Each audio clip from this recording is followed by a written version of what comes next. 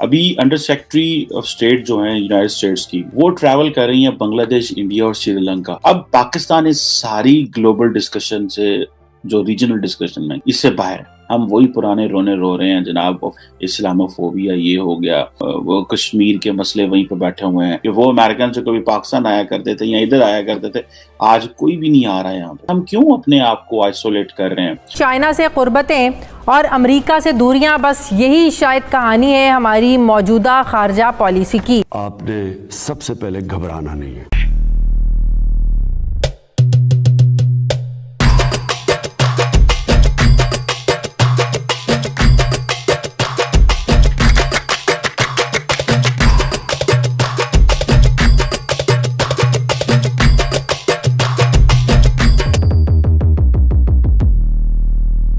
तो चलिए आइए सबसे पहले तो इस मामले को समझते हैं, फिर करते हैं बात। पाकिस्तान ने कॉन्टिन्यूसली अपने आप को वेस्ट एशिया या अफगानिस्तान से इतना अलाइंड रखा कि हमने जितनी भी ग्लोबल डेवलपमेंट सी, जिसमें खासकर इंडो पैसिफिक की डेवलपमेंट है, उस पर ध्यान ही नहीं दी। अभी अंडर सेक्रेटरी ऑफ स्टेट जो है यूनाइटेड स्टेट्स की, जो कि पॉलिटिकल अफेयर्स को देखती हैं, विक्टोरिया नुलैंड, वो ट्रैवल कर रही हैं बांग्लादेश, इंडिया और श्रीलंका, और एक बड़ा वो डेलीगेशन लेके जा रही हैं। और मुझे याद है कि इस तरह के डेलीगेशंस को हम भी कभी इस्लामाबाद में मिला करते थे और अक्सर पता चलता था जी अंडर सेक्रेटरी पॉलिटिकल अफेयर्स आ रही हैं तो मुलाकात होगी। अब प्राइमरीली ये जो अंडर सेक्रेटरी ऑफ स्टेट जा रही हैं बांग्लादेश, इंडिया और श्रीलंका में, ये डिस्कशन करेंगी इंडो पैसिफिक। ये इंडो पैसिफिक पार्टनर्स हैं। पाकिस्तान एक मैरीटाइम कंट्री है। क्या बोला तूने? पाकिस्तान एक मैरीटाइम कंट्री है। मस्त जोक मारा रे, ये हंस रे हलकट हंस। और हमें अपना एक स्ट्रॉन्ग रोल एस्टैब्लिश करना चाहिए था या अपनी अलाइनमेंट करनी चाहिए। मुझे एक दफ़ा एक पाकिस्तानी सफारतकार डिप्लोमेट से मिलने का मौका मिला और मैंने अपना, जैसे कहते हैं ना, गुस्सा शेयर किया, रंज शेयर किया। मैंने कहा जी हम क्यों अपने आप को आइसोलेट कर रहे हैं, और जो ग्लोबल डेवलपमेंट है, मैं चाइना से कुर्बतें और अमेरिका से दूरियां, बस यही शायद कहानी है हमारी मौजूदा खारजा पॉलिसी की।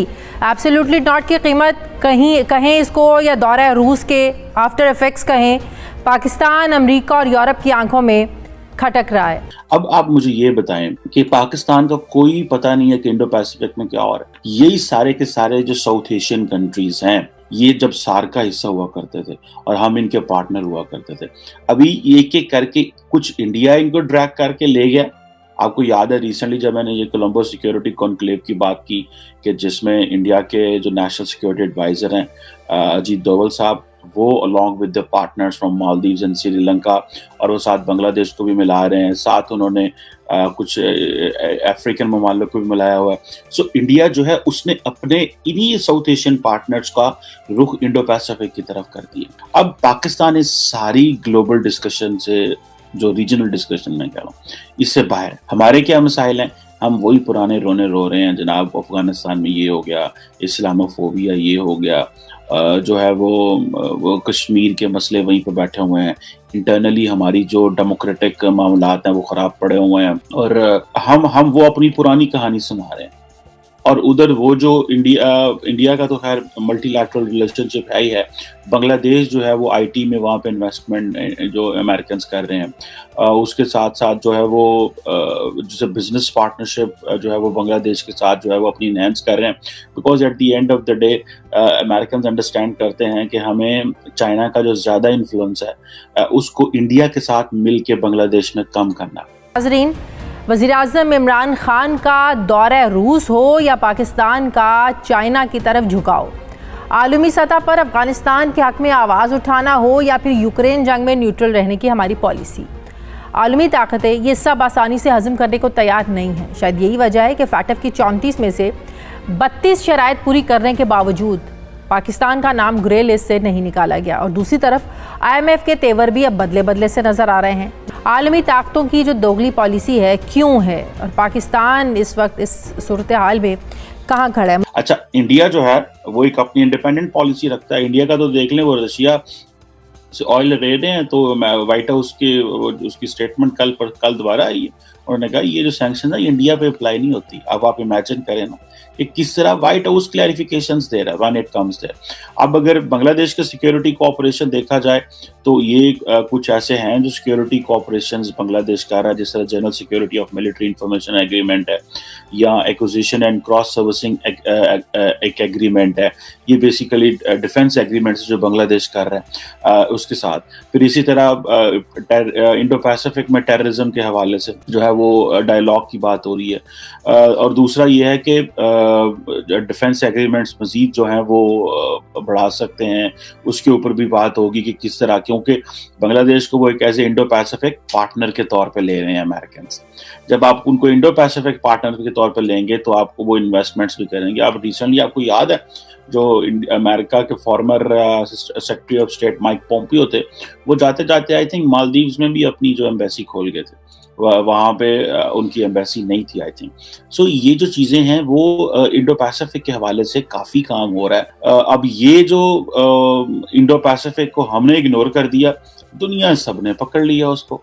और जहाँ जहाँ पे आप इमेजिन कर सकते हैं कि वो कुछ कैपेसिटी थी, कुछ आपकी स्ट्रेटेजिक पोजीशन थी, कुछ आपका फ्यूचर आउटलुक था, कुछ आपकी डोमेस्टिक कोहेजन थी। देखिए बांग्लादेश में पॉलिटिकल स्टेबिलिटी है, इंडिया के अंदर भी पॉलिटिकल स्टेबिलिटी है।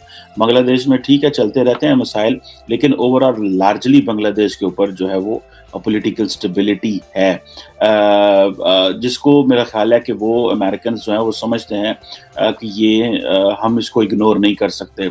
सो ये इंडो पैसिफिक नेशन जो इमर्ज हो रही है, इंडो पैसिफिक पार्टनरशिप हो रही है, ये एक बड़ी इंपॉर्टेंट है। और श्रीलंका भी इसी तरह इंपॉर्टेंट है। गो के श्रीलंका एक बड़े फाइनेंशियल मसाइल से गुजर है, लेकिन उसको कोई वहाँ से स्पेस नहीं देगा। श्रीलंका को किसी ने कोई स्पेस नहीं देनी, स्वाय इंडिया दे रहा है स्पेस या चाइना स्पेस देने की कोशिश कर रहा है। अमेरिकन वो बड़े पैसे लेके जाके वहाँ नहीं बैठेंगे और कहेंगे कि जी ठीक है हम आपको यहाँ से निकालते हैं। डिप्लोमेट्स मिला तो मैंने कहा यार आप क्यों इंडो पैसिफिक को इग्नोर कर रहे हैं, आप क्यों इसको नहीं देख रहे। उन्होंने कहा जी बेसिकली देखें वो उन्होंने इंडिया को बड़ा मेन स्ट्रीम कर दिया। तो मैंने कहा इससे क्या फ़र्क, you have to cooperate, you have to work, you have to engage. फिर मैंने पूछा जी आप ये बताएं कि आप क्यों। उन्होंने कहा जी देखिए वो चाइना हमारा दोस्त है, अमेरिका जो हमारा, अमेरिका ने सीधा इंडो पैसिफिक स्ट्रेटजी बनाई चाइना के खिलाफ। आई सेड सो व्हाट, आप एक हम कोई जिसे कहते हैं ना खोपे पा के तो नहीं बैठे सारी कौम, उन खोपे लाए ने कि ऐसा सीधा सीधा वही करना है, we are putting all eggs in one basket, या हमने डाइवर्सिफिकेशन करनी है। आप अपना नेवी को रोल दें, आप एक मैरीटाइम नेशन के तौर पर मर्ज करें, आप मैरीटाइम ट्रेड अपनी बढ़ाएं, अपनी फिशिंग एक्सपोर्ट बढ़ाएं। अच्छा भला 700 किलोमीटर का बॉर्डर है, अपने आप को एक्सपैंड करें, अपनी जो है वो अपना ट्रेडिशनल जो रीच थी उससे बाहर निकलें, अपना जो ट्रेडिशनल सोच है उससे बाहर निकलें। This is what I believe we should have done. और अपनी कोई डेस्क बनाए। हमारे जो डिप्लोमेट्स हैं वो स्टडी कर रहे हैं इंडो पैसिफिक को, लेकिन सिर्फ ये स्टडी कर रहे हैं कि इंडो पैसिफिक जो है उसमें हो क्या रहा है, सिर्फ ये नहीं स्टडी कर रहे कि हम उसमें हुकूमत पाकिस्तान जो है वो अपना प्लान बनाए कि हमें किस तरह उस तरफ मुड़ना है। तो भाई अपने आप को इंगेज करो ग्लोबली, ये निकलो ये सेंट्रल एशिया अफगानिस्तान से। हमें ये अफगानिस्तान कहीं भी अल्लाह के हुक्म से नहीं निकलने देगा।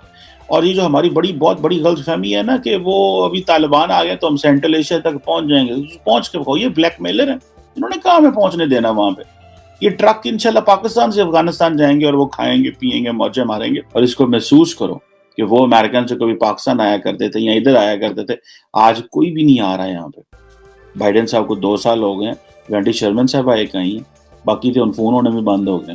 आप लोग अपना ख्याल रखिए, आपके लिए पाक मीडिया से रिलेटेड वीडियो लाते रहता है। जय हिंद, वंदे मातरम, जय श्री राम, जय श्री राम, जय श्री राम।